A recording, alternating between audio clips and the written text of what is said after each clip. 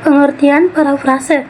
Menurut Kamus Besar Bahasa Indonesia, parafrase ataupun parafrasa adalah pengungkapan kembali pada suatu tuturan dari sebuah tingkatan ataupun beragam bahasa menjadi tuturan lain tanpa mengubah pengertian aslinya. Artinya, isi dan maksudnya tetap sama, tetapi cara menyampaikannya berbeda. Selain itu, parafrase dapat juga dipahami sebagai penguraian kembali pada suatu teks atau karangan dalam bentuk yang lain. Tujuannya adalah untuk menjelaskan makna yang tersembunyi, juga untuk membuat teks lebih jelas dan mempermudah pembaca memahami pesan yang dimaksud. Parafrase bisa dibilang sebagai suatu cara yang digunakan oleh para penulis untuk terhindar dari plagiarisme dengan cara memberikan kutipan tak langsung dari teks aslinya.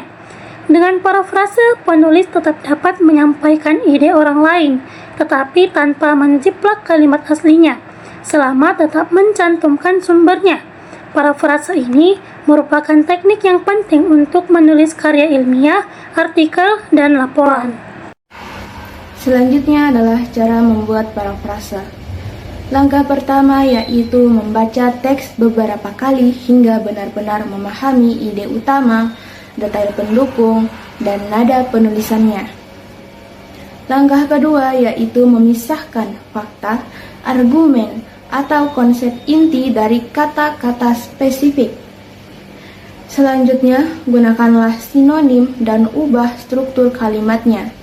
Misal, jika teks asli mengatakan dia sangat lelah setelah berlari cepat, maka parafrasenya bisa menjadi ia merasa kelelahan setelah berlari dengan kencang.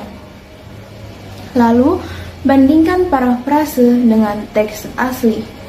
Pastikan maknanya tetap sama dan tidak ada informasi yang hilang maupun ditambahkan. Gunakan alat seperti kamus atau thesaurus untuk variasi kata. Setelah itu, baca ulang parafrase dan pastikan bahasa alami, tata bahasa benar dan sesuai panjang aslinya.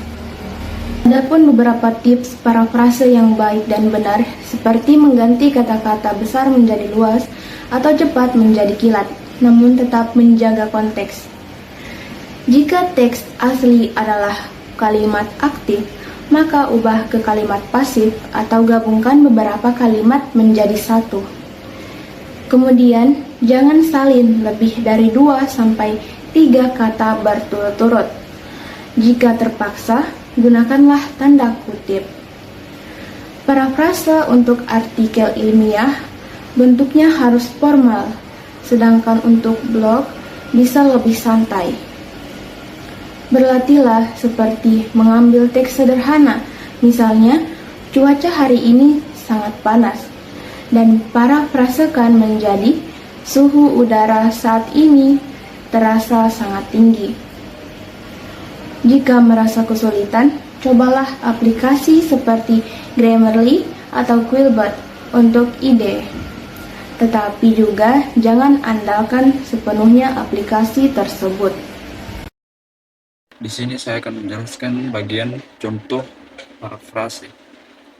Contoh pada buku yang pertama itu adalah makna belajar sama dengan transfer ilmu. Perluas menjadi proses penyampaian informasi atau pengetahuan antar individu. Contoh buku yang kedua itu hasil sosialisasi dinilai positif oleh mayoritas peserta, yaitu 35% setuju, 60% sangat setuju. Contoh buku yang ketiga itu sistem informasi dijelaskan sebagai gabungan manusia dan teknologi untuk mengolah dan menyebarkan informasi. Pada contoh parafrase jurnal yang pertama itu, mahasiswa sering berlebihan mengutip. Penting untuk membatasi kutipan langsung dan mengolah ulang materi. Contoh parafrase yang kedua pada jurnal adalah banyak negara memakai obat herbal sebagai pendamping pengobatan. Di Afrika mencapai 80%. Dan contoh terakhir pada parafrase jurnal, mahkota dewa dan daun mindi memiliki takaran khusus untuk dikonsumsi agar berkhasiat.